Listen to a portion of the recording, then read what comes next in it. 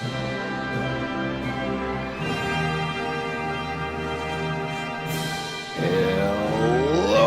everybody. Merry Christmas from your friend over here at the JRPG Report. My name is James Fisher. This is episode 197, and indeed, a Merry Christmas, Happy Hanukkah, Kwanzaa. There's a ton of holidays, so we'll just say Happy Holidays, and wish that you have a very festive season. Festivus, if that is more your thing and you're airing grievances, that is fine as well. Welcome to the podcast. We've got a lot of stories to talk about, but they're kind of little. Like no big things going off this week. Even as you're seeing with the thumbnail this week, it's kind of a smaller announcement, but one I'm excited about. And let's just get right into that. When they announced the Final Fantasy Pixel Remaster lineup, of course, one stood out to me, and longtime listeners of the podcast know that Final Fantasy VI, or 3 as it was known at the time that I first played it, has a special place in my heart. I've not picked up the other titles. If there is one that I'm going to pick up, it is most certainly going to be this one, as I've been getting an itch to want to play some of the older games. Anyway, perhaps this is an opportunity, and you can have an opportunity to play it when it is finally released sometime in February. They couldn't quite nail down an exact date just yet, but do know that it is coming in February. It was supposed to make it out this year. They ran into, I don't know what the issues were. The only real thing they said was that it needed some more polish to it, and that's certainly fine. The official release was, in order to bring you the best experience possible, we're allowing the necessary time to apply final polish while finishing development of the game. We'll be adding new items for those who pre-order it. We'll go over that in just one second, individually, or have purchased the Pixel Remaster bundle on Steam. We look forward to sharing the final title in our Pixel Remaster series with you all early next year, and hope you're looking forward to it. That's the official tweet from Square Enix and the Final Fantasy Twitter page. Of course, this is coming to Steam on PC as well as iOS and Android devices. Pre-orders on Steam will include a special wallpaper and, of course, the soundtrack. We'll go over a bit of that stuff here in just a second. Individually, it will cost you $17.99. If you would rather get that as the bundle, you can save 22%. So you can get all 6 titles right now on Steam for just a few pennies under $75. Not bad for 6 fairly long games. But in addition to that, each one of the titles will have multiple wallpapers, and of course, the official soundtrack, which that's a pretty nice little bonus included in that. In particular, with FF6, let's get down to, here are the special soundtracks that are going through. These are, if you pre-order it on the Steam page, you will get the Locke's theme Timelapse Remix, which is a new edition. And I'll do my best to pronounce this one, the ROD Mezzo Cariatar instrumental. That's a new edition as well. You also get the Timelapse Remix for the Decisive Battle, Terra's theme, and Searching for Friends. More on Searching for Friends in just one moment. As in addition to 2 special wallpapers, you get 2 types of the FF1 through 6 Pixel Remaster series wallpaper. Those are new additions. And then 2 wallpapers exclusively for Final Fantasy VI. So that's quite a lot. Of course, back in the day, this game came out with $60, so this is a pretty good deal if you are looking at it just from that aspect. I don't know what a physical copy of it for Super Nintendo would run you nowadays. I'm sure it would not be very cheap. This is, the game itself has been available when it came back on PS1. Then you could get it as a PS1 Classic as well, in addition to its various mobile offerings. This looks like to be a pretty good version of it, and one that I'll have to at least strongly consider picking up in February. We mentioned Searching for Friends only because if you guys recall back when Remake came out, they had those little music boxes that came out with Eris theme on it. There was another one too. I can't recall off the top of my head what the just the main theme title to it. They're very little, but they're very cool. So Square Enix is releasing new music boxes.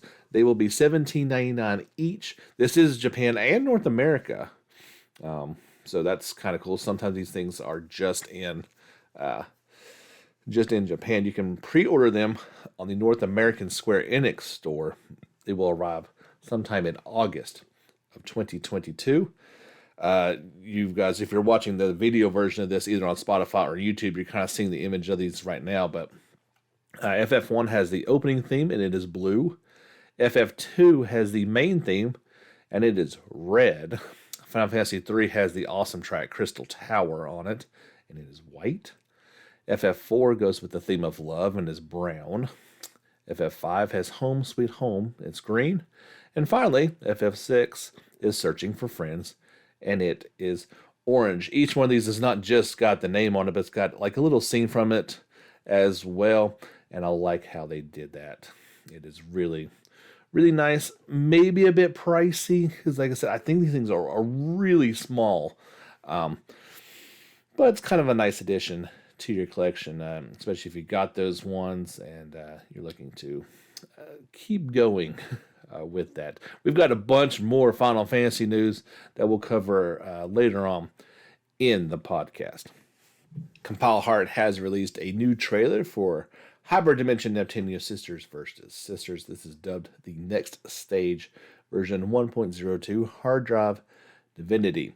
This is available, of course, on our YouTube channel if you're wanting to check it out in its entirety. Now, this has got some of the same content as the previous trailer, but it does have a few new updates, including details on the Sisters Special Limited Edition that is coming.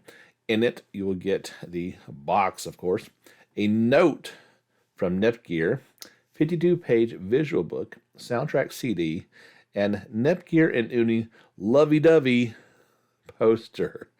There you go. Still no confirmation this thing is coming to the West. It's only a matter of time, in my opinion. But as of right now, Hyperdimension Neptunia Sisters vs. Sisters is due out for PS5 and PS4 on April the 21st, 2022.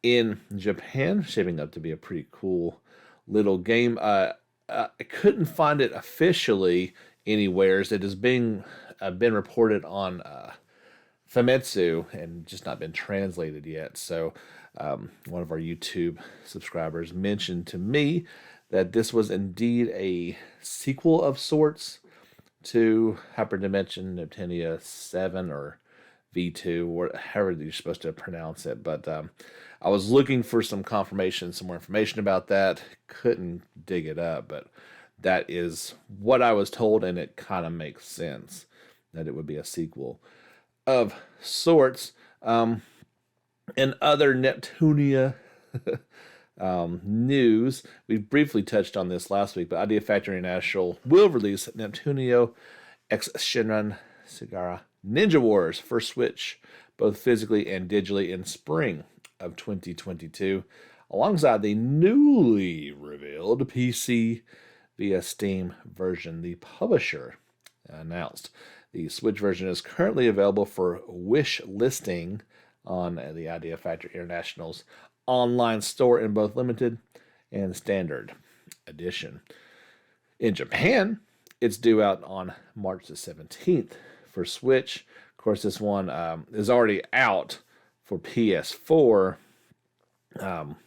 everywhere. So, but it's coming. That's not, we talk about that fairly often, that games, when they come out for Switch, that's usually when it comes out for PC as well. We saw this with all the Cold Steel titles, but it's getting better. I can foresee a day that PC will launch alongside the other ones, but it's just not quite there just yet. It was an interesting survey that popped up, and I shared this over on Twitter and I believe on Facebook as well from our friends over at Atlas. They put out a product poll.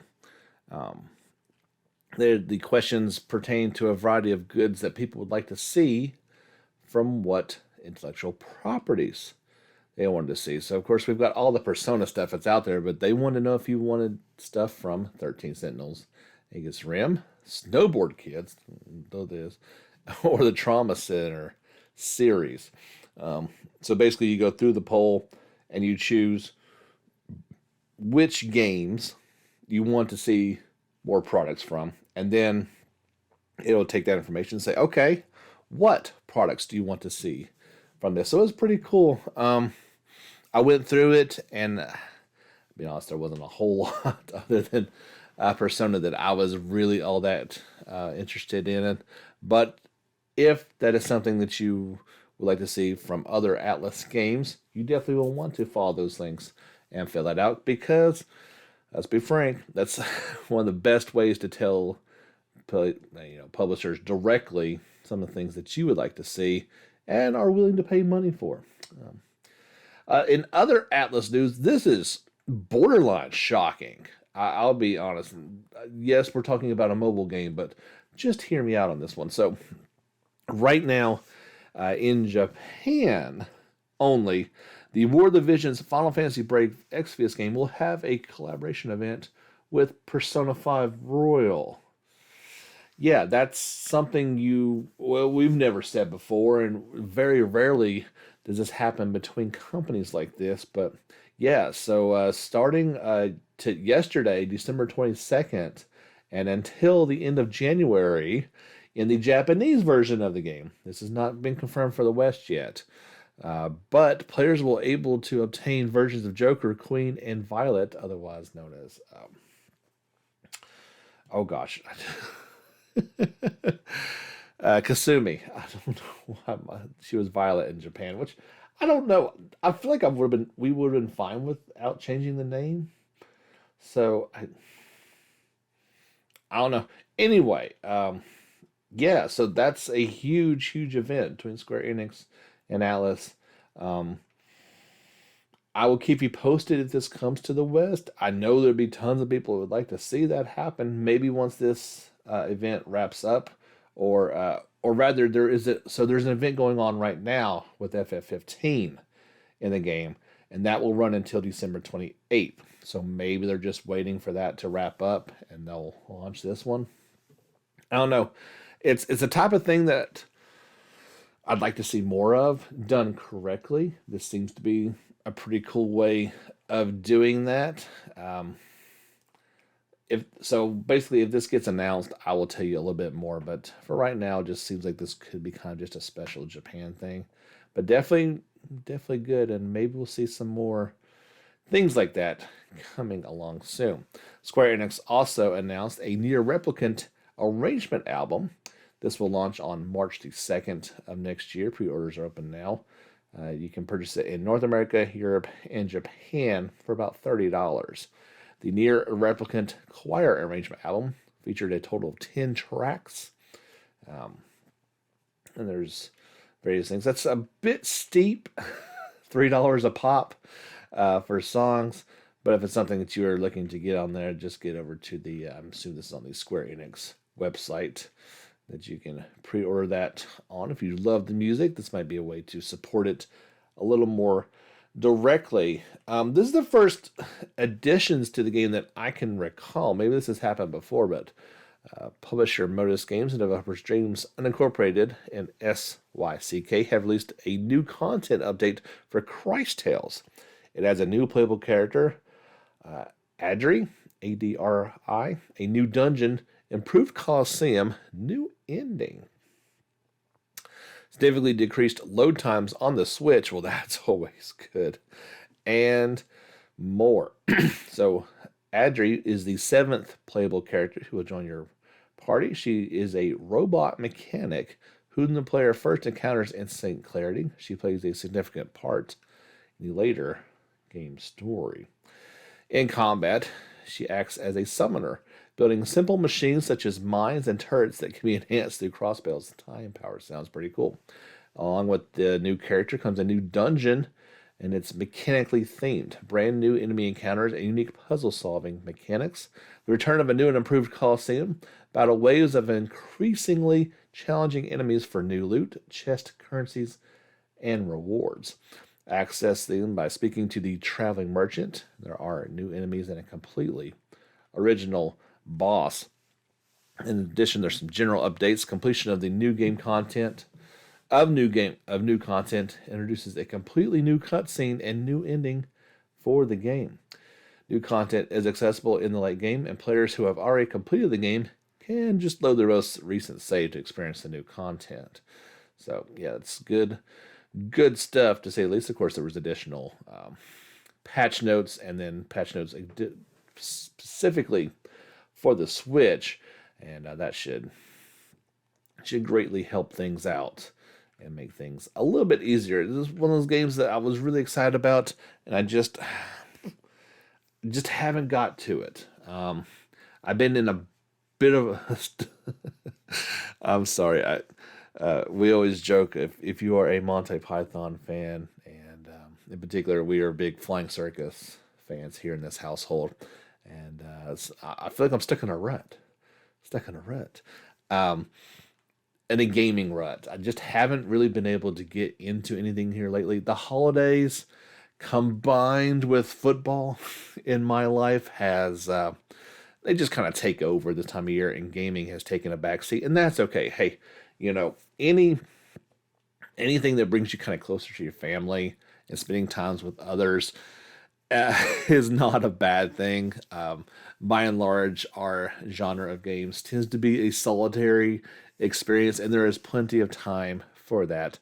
And I'm sure, it's only a matter of time till things turn around. But yeah, once we get through the holidays, I think that'll straighten things out just right. Quickly, do want to mention that if you've been waiting, you've been waiting a long time if you have been, for Mary Skelter 2 to come to PC, well, your wait is at least closer to the end than it was at the beginning. A release date has not been announced, but yes, in fact, it is coming. Ghostlight will release a PC version of the game. It includes the original game, Mary Skelter Nightmare, so you need to get both of those. Guys, this game came out back on PS4 in 2018, the Switch in 2019, so PC owners have been waiting a while for this, and once I get a definite date, I'll pass along to you, but at least know that it is, in fact, coming. Getting a delay is the science fiction social deduction RPG Nosa. It was supposed to come out in 2021. Somebody looked at the calendar and said, guys, we got a week. Is this game going to make it? And they said no. And so that has been pushed back from 2021 to right now, just saying early 2022. The decision was made to allow extra time for additional fine-tuning with the aim of delivering the same feel the critically acclaimed Vita and Switch versions.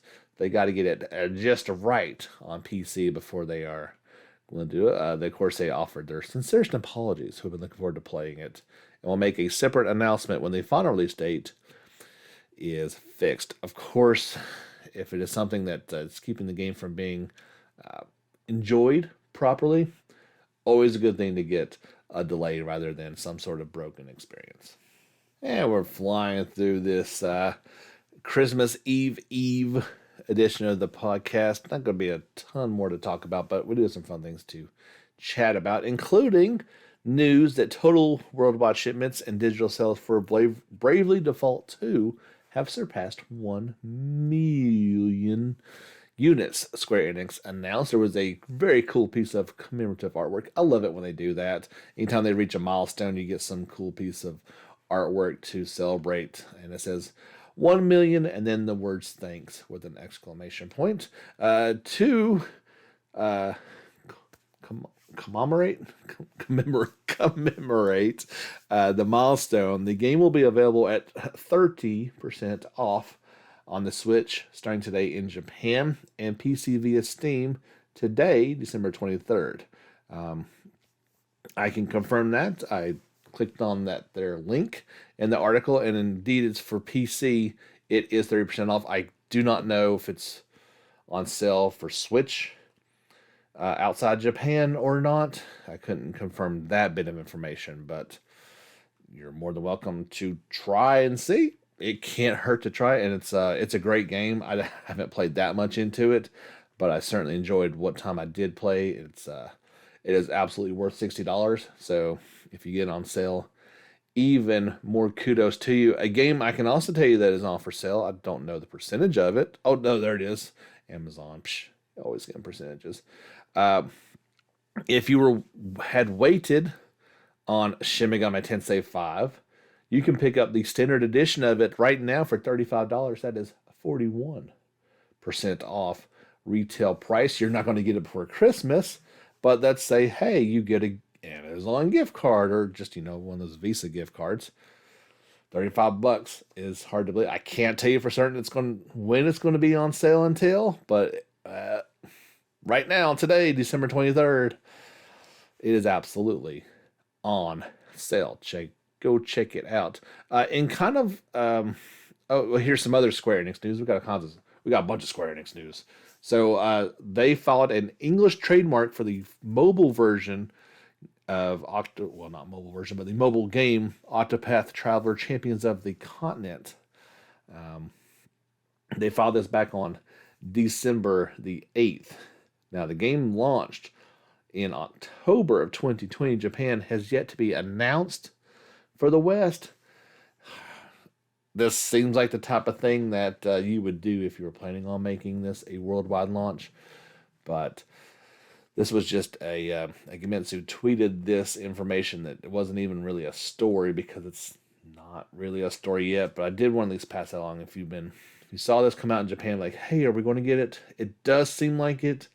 Once I get complete confirmation for it, I will let you know. We talked a bit about the underperforming sequel sales of Neo: The World Ends With You, and it does sound like that may affect the future of the series. In an interview, producer Tohiko Hirano and series director Tatsuya Kondo talked about the future of the series. And here was his statement. He said, "To be candid, we don't have any current plans for the next installment. However, there are still many areas in the city of Shibuya that we haven't been able to recreate in either title. So a part of me wants to realize that in some shape or form. Please continue to share your passion and love for the game. Perhaps then our company will have us make a sequel." Kondo followed up with a statement mentioning how fan feedback would be considered. He said, "I feel like I've done what I can for the time being. Neo turned out to be a game that I packed with 14 years worth of thought and emotion, so I feel like I've given it my all. I'll continue to look at fan feedback to see how they perceive the game, and from there we'll see what the best path forward might be." If you are a fan of the Neo or The World Ends With You games, that doesn't sound very optimistic. This is these are businesses, and businesses have to make business decisions. So when you have things that the company views as underwhelming in terms of sales numbers, it's not going to want them to recreate. Now, let me say this. That probably says to me consoles. If you're a fan of the series, you're probably not going to hear this, but the door is still probably pretty open for mobile. Development is much cheaper. There's not the physical distribution of it aspects. Everybody has a mobile phone. I could easily see another installment coming out for mobile platforms. That's all I can tell you. I when you read the words, it doesn't sound great, but maybe if you want a sliver of hope for something new, maybe that is it. let's change the tone just a little bit and something more happy. Um, Japan, we all know how awesome it is. They get the coolest stuff. They get the coolest games. Um, and if you are watching the video version, this is definitely something that you'd want to that you have to see to believe. And I would do the best I can to describe it. So there's this like billboard in Japan, and it's featuring a 3D advertisement for Final Fantasy VII Remake Integrate, and it features Red 13, and it looks like he is jumping out of the billboard. It's incredible. It shows him like kind of napping around. At some point, he actually gets chased by Shinra helicopters. Obviously, you know, it's an advertisement for the game, and what an advertisement it is. They get the 3D effect. I'm guessing this is how it is. The billboard is actually like it goes out and then it comes back, so it's kind of it's two-sided billboard in order to give it that 3D depth effect. And it's like, why can't we have cool stuff like that? Like, obviously, you know, this would not work on the interstate, but in heavily congested areas where you're slowed for traffic anyway, you see a lot of these like moving billboards. It would seem to me that would be a cool place for it. Times Square in New York City with a lot of pedestrian traffic, that type of deal. But it'd be cool enough to see this, period, a 3D billboard, but let alone with Final Fantasy on it. Yeah, we've come a long way, us gamer nerds. The days of hiding in our bedrooms to 3D billboards in Japan. There you go. If you picked up the PlayStation Plus version of Final Fantasy VII Remake, it was when it first got announced it was coming to PS5, they were quick to say, hey, I'm sorry, but your free version of the game does not get a PS5 free version. And that may be changing. So PlayStation Plus owners that obviously your subscription has to be current, they will get the chance to move up. Square Enix revealed it will allow players who acquired the version of Remake to upgrade to PS5. This is supposed to be available as of right now, December 22nd. There you go. So you can also get the intermission DLC that's supposed to be going on sale for $14.99. So see if that happens or not. So yeah, if you had that version you've been holding out, you may be able to upgrade as of right now. At least that's according to this article. That is what you are able to do as of now. When FF7 came to PS5, there was a bunch of DLC items that came along with it. Maybe the last one, I'm not sure for. But one another item that you can now get for free DLC is the Seraphic Earrings for PS5. This was originally, I think, a Red Bull promotion thing. Remember they did the Butterfinger thing? They also did apparently a Red Bull things. The earrings end up being distributed as a raffle, which was exclusive to Japan, but now they are available to international consumers. Now these are a pretty significant item. And when I shared this on both Twitter and Facebook, there was some question marks and very uncertain. It's a revival item.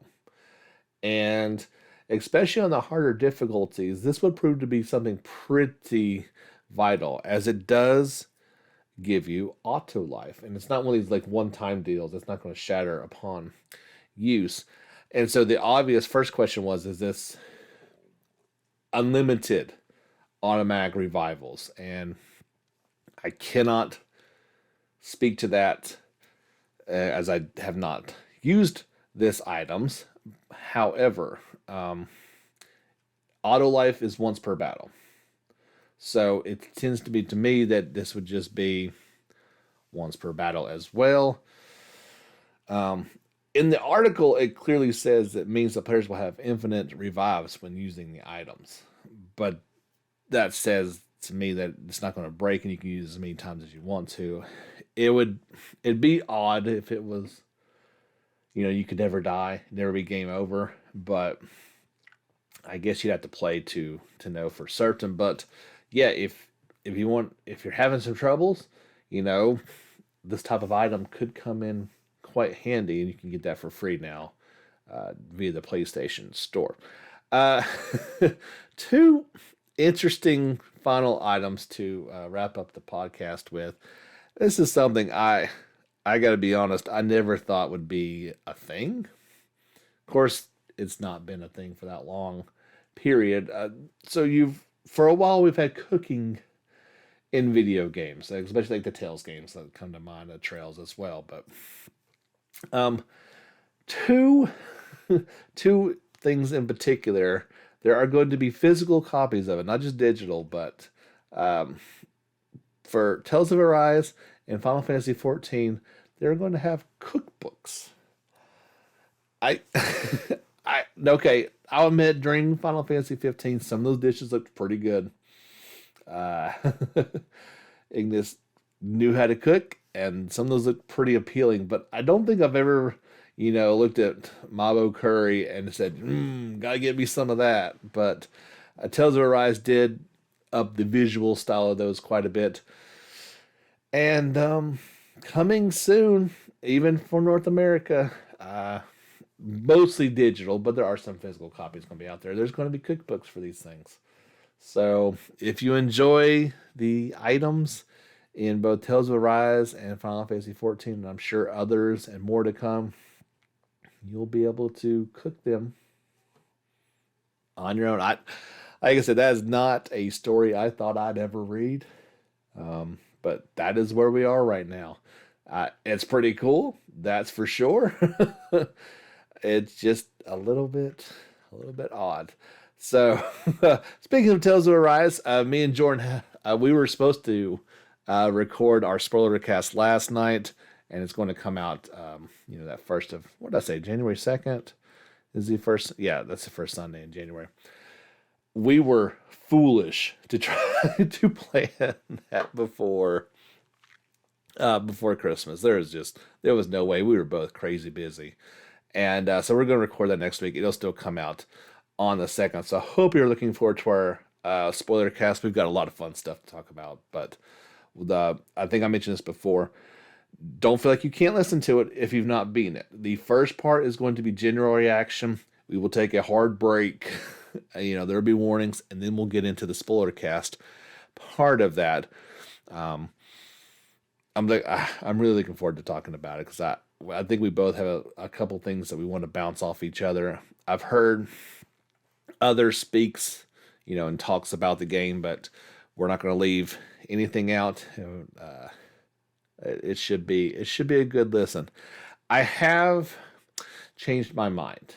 So for a while, I've been talking up subscriptions, and in particular, that Sunday specials were going to be subscription only. At least today, and I don't foresee it coming back, but I've had a change of heart, and I don't think that's really the direction I want to take the podcast in.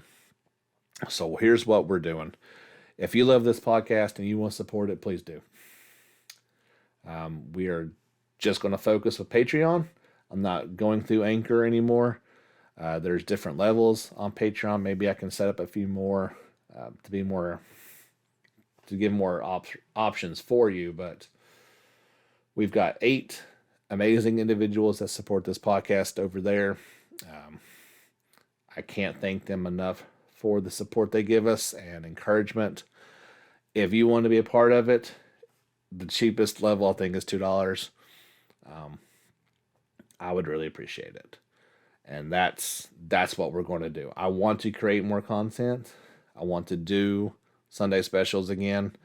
I love to talk with people and record those. I love to do the soundtracks. I think that's a really cool thing to just pop in there and listen to from time to time. But I can't. One other part of this is I can't commit to creating extra each week. So in light of that, we're just going to simplify things. So, yeah. I've gone back and forth about it a couple of times. I feel like this is the best course forward. I'd love to do exclusive stuff and make people pay for it, but I don't feel like it's the right thing to do. I don't want to have ads. I want to have people support this podcast who really love it. If this means a lot to you each week, if producing content on YouTube for you to watch is something that you really enjoy, please consider supporting it. I'm trying to make this a more viable side business. It's with 8 people. Obviously, that's not really quite there yet, but yeah, we're going to give it a shot this year, and we're going to see where it takes us. We're going to try to do some other things to bring in some revenue, but it comes down to you guys. If you love what you hear, I really would appreciate it. But that's going to do it. Episode 197 in the books. Hard to believe, just a couple more before 200, and just one more before 2022. I'm planning on next week doing, I really don't anticipate much of any news, so I think next week will probably be our Game of the Year / 2022 look ahead episode. It seems like that's a good time to do it. There probably will be some news, of course, but probably not a ton of stuff. And so it'd be fun to look back as well as look ahead next week to what to expect and what's going to make it Game of the Year. I think I know what it's going to be, but I guess you never quite know until the words come out of our mouth. So that'll do it. Join back with us next week. Until then, I wish you very happy holidays and Merry Christmas to each and every one of you. Thank you so much, and we will see you back again next week. But until then, get back out there and level up.